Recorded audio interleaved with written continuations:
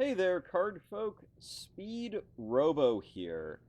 So I got a request from a fan of the channel to react to this video. I am roughly familiar with this content creator. I've seen quite a few videos from Cimooooo. I think he's great. I really like his work. I like his stuff. He makes excellent videos, very entertaining personality as well. And I feel that most of his opinions that I've seen thus far are correct. But, and I apologize for my voice today. I'm still recovering from being a little bit sick, so I'm still a little congested. Uh, all that to say that this fan of the channel sent me this video and specifically asked me to react to it and ask for my opinion on it as a game store owner. So a lot of longtime fans of the channel might not know this, but I do actually own my own game store now. I own a game store called Spaceboat Games. And this has been fairly recent. It opened up about 2 years ago. And I've learned a lot about the industry from that angle in that time. And my store has been very successful, very profitable. We've got a bunch of very happy reviews. I recommend to go check us out on Google. See for yourself. Make sure I'm not spinning some yarn about this. But you wanted my opinion as a store owner, and that's the angle that I'm going to be approaching this video from, not from a developer or another content creator, but as a store owner. So let's get into it. Let's watch this video. So the other day, this article popped up in my feed titled, "As Yu-Gi-Oh! Prepares to turn 25, the card game has never felt more welcoming for newcomers." We sure about that? I only skimmed the article, but I thought this would actually be some good content to react to and just give my 2 cents because Oh no, so this is me reacting to a reaction? Oh geez, oh boy. Well, it is how it is. But to get started with, I actually do agree with the title of this article. Konami's done a lot of very good things for the community and for new players. I actually do like the two-player starter set. I feel like that's pretty good. But an even better product for that is Speed Duels. Genuinely, like, for somebody who just wants to play Yu-Gi-Oh casually or relive the glory days or dip their toes into it, or maybe they're younger, they're on the much younger side. I have several fathers bring in their children of around age 5, 7, 9 in that sort of ballpark. And we play Speed Duels every Saturday, and it's been fantastic. It's been a great time. The Speed Duels OTS packs have been great. It's been a lot of fun. There's no gambling, there's no loot boxes. The dads don't have to worry about, their kids getting addicted to, like, literal micro doses of gambling with the booster packs. It's just you buy the box, you get your deck stored of product, and when they're ready to do more customization, they can break apart those pre-constructed decks and make their own, and I think that's great. So I do feel like and Konami's support for me as an OTS has been above and beyond, to be quite frank. So I do think that the title of this article is correct. Okay, so digital offerings, yes, Master Duel is great. Yes, Duel Links is still great. Legacy of the Duelist is still around, and that's still great. Wide card availability, yeah, Konami's been doing a good job making sure that their cards are available. And I really like how they've been handling reprints. The rarity collection's been great. Healthy competitive scene? No, it's Yu-Gi-Oh! Yu-Gi-Oh's never had a healthy competitive scene, and that's just it's freaking Yu-Gi-Oh, dude. If you're looking for a game with a healthy, balanced, interesting competitive scene with a good meta, you don't play Yu-Gi-Oh. Just don't do that. Don't do that to yourself. Play something else, please. But yeah, I think this is fair. oh, this is going to be good. Sponsor time. Hey there, card folk. Sponsored Robo here. Does your family annoy you? Parents nagging about your job prospects? Did your younger brother eat the last pudding cup again? Well, I have the perfect tool for revenge. It's my new board game, Mafia Works. Lure in your family with the cute art and tell them about how it's a fast-paced and easy-to-learn party game. But in reality, players take on the role of a cutthroat crime boss, betray the other players, steal the best jobs for yourself, and sick the cops on your rivals. This is for stealing my pudding cup, Ralph! Mafia Works is now live on Kickstarter. Back it now for some sweet discounts and stretch goals. And by doing so, you'll be supporting this channel and my work. So thank you. As we look ahead to a tentpole anniversary year for the game, Yu-Gi-Oh! Has never been more welcoming and accessible to newcomers as it feels today. I want to reserve my judgment here, but I've agreed with just about everything the author has said up until this point, but in terms of Yu-Gi-Oh! Has never been more welcoming and accessible to newcomers as it feels today, I think that is a highly subjective framework to be basing this article on, but I want to reserve judgment until we see. I think he's right. It is subjective because if you look back at the entire history of Yu-Gi-Oh!, there have been other points in Yu-Gi-Oh's history, namely at launch, like we're talking like 2002 here, right? Where it was far more accessible to newcomers.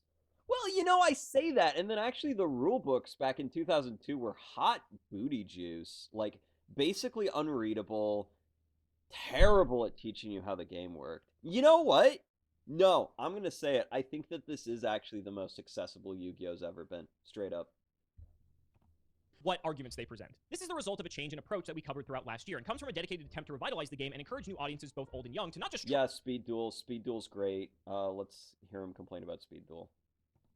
Need to trick people into playing Yu-Gi-Oh! By not actually playing Yu-Gi-Oh! They almost just use Yu-Gi-Oh! As the skin for whatever game they're trying to produce to basically sell people on the game. You can take this concept all the way back to some of the very first Yu-Gi-Oh! Games that ever existed, right? I mean, look at games like Forbidden Memories or Dungeon Dice Monsters or just all these bizarre games, Capsule Monster Coliseum, and like Duelist of the Roses, False-Bound Kingdom, like all of these old games that are Yu-Gi-Oh! But it's not actually playing the Yu-Gi-Oh! Trading card game. It's like chess, but Yu-Gi-Oh! Or it's like some other weird game, but it's Yu-Gi-Oh! Themed. And that issue still exists even in modern times, but like even as you go throughout the different years of all the different Yu-Gi-Oh! Games that existed, like the Sacred Cards or all of these other older Game Boy games and such, I don't know why it's so difficult for a Yu-Gi-Oh! Game to just be Yu-Gi-Oh! And the author alluded to the World Championship games, which were what they were. It was Yu-Gi-Oh! It was clean cut, just one-on-one Yu-Gi-Oh!, which is what a lot of people wanted. And so when it comes to Speed Duel and Duel Links specifically, yes, there's still Yu-Gi-Oh!, but there's still gimmicks to them that don't make them like the actual card game. And that's not to say that people still can't enjoy those alternative formats, but it's just bizarre to me that a card game as popular as Yu-Gi-Oh! Doesn't lean into the fact that people want to play the actual card game, and instead we have to release all of these other like peripheral games just to keep people in the ecosystem of Yu-Gi-Oh! It's just bizarre.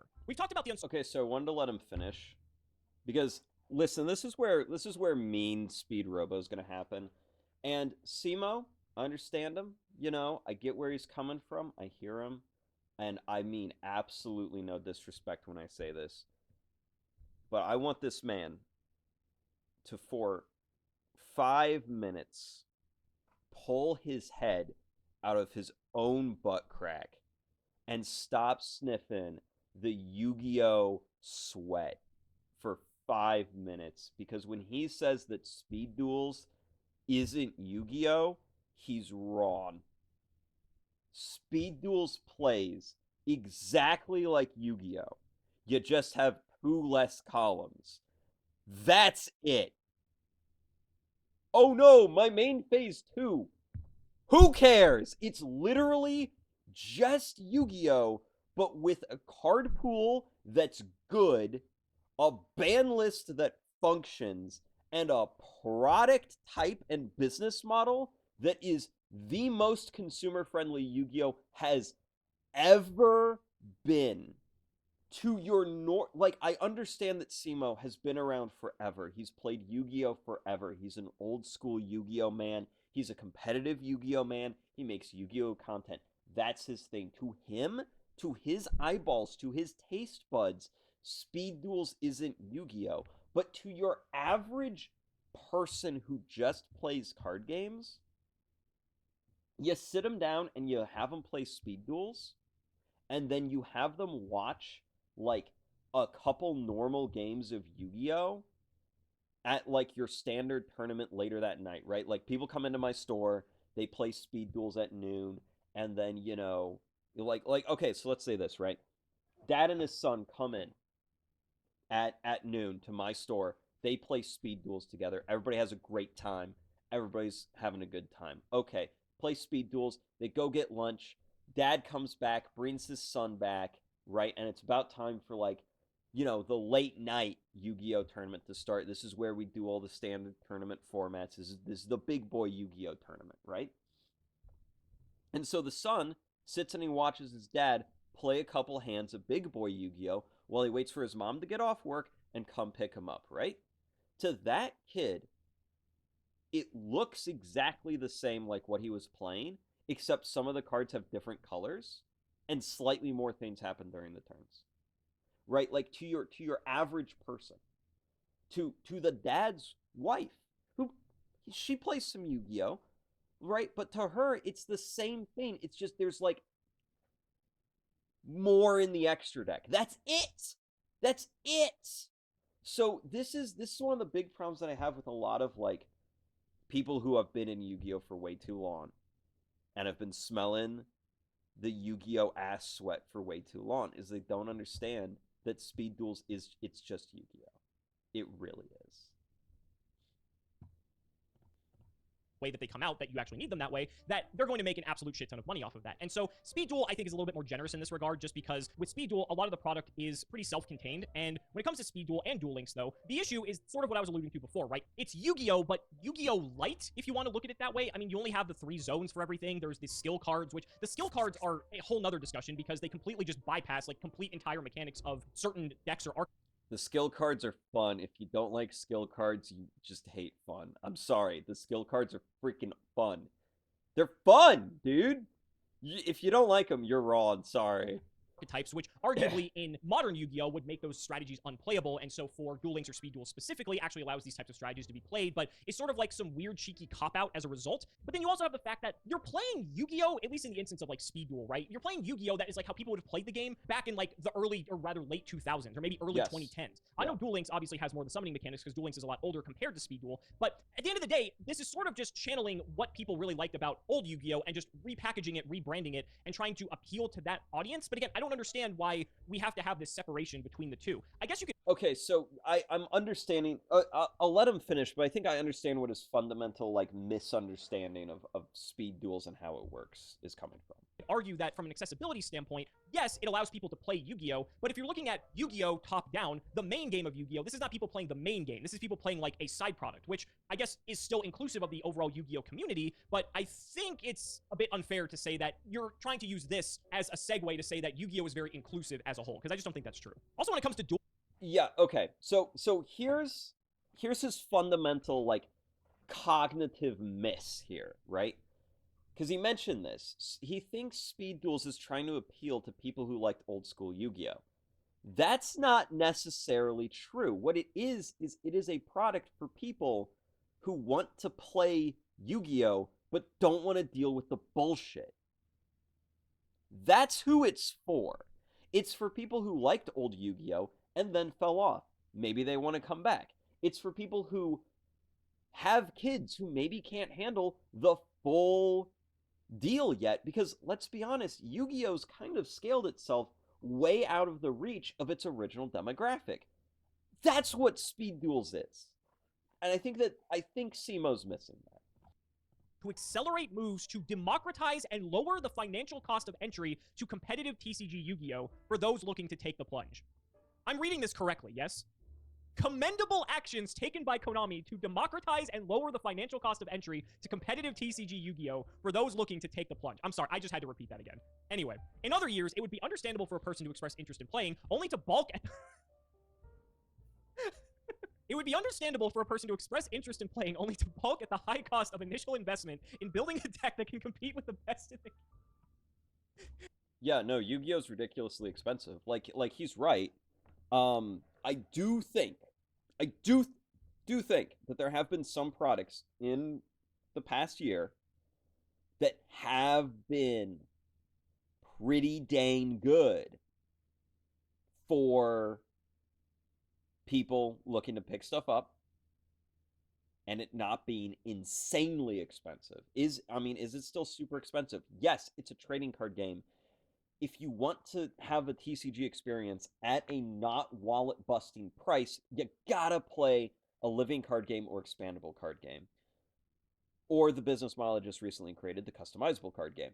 But like you can't play a trading card game and not expect it to be a huge financial investment. And I do think things like the 25th, like they're going to talk about it later, but the 25th Rarity Collection um, actually does a really good job um, at helping with that. The Fire King structure deck, yeah, that's another good example. I Let's see could what not he have thinks. picked a worse example.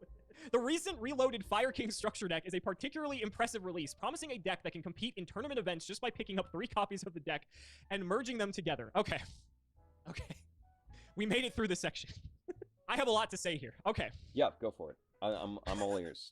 So for those who are not in the loop and are watching this, we are currently going through a very turbulent time in Yu-Gi-Oh's history where some of the strongest in-engine cards you need to play the game are adding up to approximately $1,000. And that is before you even add in the in-archetype necessary cards to play whatever deck it is that you are actually playing. We're talking about the Sinful Spoils package. We're talking about SP Little Knight. We're talking about Bonfire. All of these cards that have been recently coming out, or even yet to come out, because we still have the Snake Eyes cards and Promethean Fire Princess, which is going to be released in Phantom Nightmare, which at the time of recording this hasn't been released yet. But considering we're looking at a potential Tier 0 format, those cards are most likely going to be rarity upgraded from the OCG and be even more expensive over here in the TCG as a result of that, especially because of their high demand. That we're already looking at $1,000 plus for what is basically going to be one of the only playable decks if you want to play from a competitive perspective. And I understand that depending on when you jump into competitive Yu-Gi-Oh, that it's volatile and sometimes it might be a more diverse format where there's more options for what decks you can play and such. But even if you look back and retrace the past couple years of competitive Yu-Gi-Oh, it's still been pretty damn expensive regardless of what deck you've been playing. Because whether it's specific pot cards, depending on the type of deck that you're playing for the added consistency with cards like Pot of Prosperity, whether it's specific in-archetype cards that were released in core sets and only had a singular printing, like some of the specific planet field spells, like Rhino for your Terror Element strategies and such, or any of the other cards that were printed at high rarity that hadn't yet been reprinted because due to the time lapse and how long it takes to sometimes reprint these cards, competitive Yu-Gi-Oh! Still definitely has a steep price tag attached to it. Now, all that said, the 25th anniversary rarity collection and, to an extent, the Fire King structure deck have done a good job of reprinting a lot of these competitive staple type cards. Right, and that's what I'm saying. Now I got a little bit. I'm gonna cut him off here, and I'm gonna address a bunch of what he just said, because a lot of it he's right.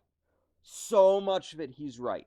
But there's one little thing that I gotta say as a store owner, and it's that Cimooooo's looking at this from too high up, right? He's in too deep. He needs to stop sniffing, the plumber crack just a little bit. And he needs to think, are we talking about what scale of competitive we talking about, right? Because if we're talking about at my store, at my locals, yeah, Sonny Jim can slap 3 of them Fire Kings together and do really well. Can he go to a YCS and do well with that? No. But these are 2 different scales, right? And so where I'm coming from of can you get into Yu-Gi-Oh and do well at locals right now at a price point that ain't too bad? Yup. And Konami's doing a great job of that. Are they making a Tier 0 format with Bonfire and SP and all of this jazz, where if you want to go to YCS, you want to win Nats, you want to win regionals, you want to win worlds, you got to spend $10,000. Yeah, of course they are. Why wouldn't they? They like money. But are on the mid-level competitive here, your local levels. Are they doing a really good job? Yep. Are they making fantastic product? Absolutely. Are they making great product that I can easily sell? 10,000%. Are they making product that I feel comfortable selling? That I can look somebody in the eye and say, you know what? Get yourself 3 of these. Get yourself a little rarity collection. You're going to do just fine, honey. 10,000% yes.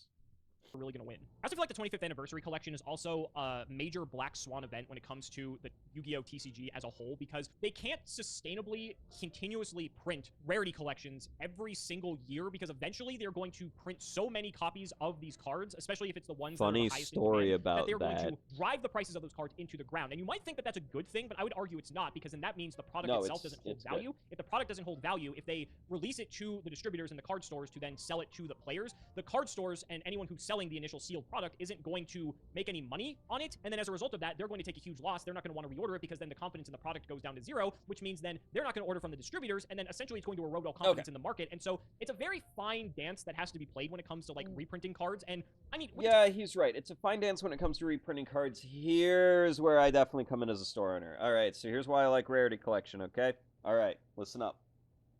Reprints are good when you do them yearly, right? So let's say let's talk about Bonfire for a little bit. Hey, everybody likes Bonfire. $100 staple card, baby. Okay. Now, Bonfire came out in a set. The rest of the set, kind of dookie. Why are my box prices about the same as a Bonfire cost? It's because you're buying the box to get the Bonfire, you know what I'm saying? All right. So, that's all cool. I'm able to sell that. And even if people know that Bonfire is going to get reprinted in a year in next year's rarity collection, guess what? They still want that Bonfire now. They'll still pay for it now. But, you know, if you're patient, if you wait, then you can get it for less. So I sell my Maze of Millennium to the people who want Bonfire now. And then in a year, when I buy all my rarity collection, I sell it to the people who waited. And I make money, and then I make money. And as a store owner, I'm a happy guy.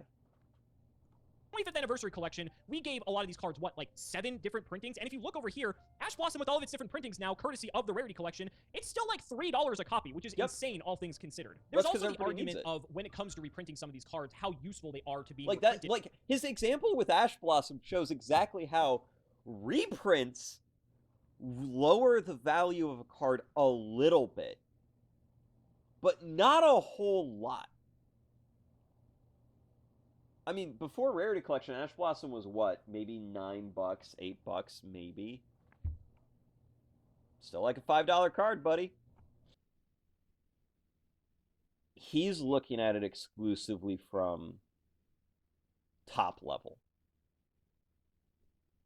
I'm not looking at competitive Yu-Gi-Oh that way. I'm looking at it from my store and from my local level. And that's where I think this article's coming from as well. And that's where that's my take on it. Those are my thoughts. Yeah. Thank you all for watching. I've been Speedrobo, and I will see you next time.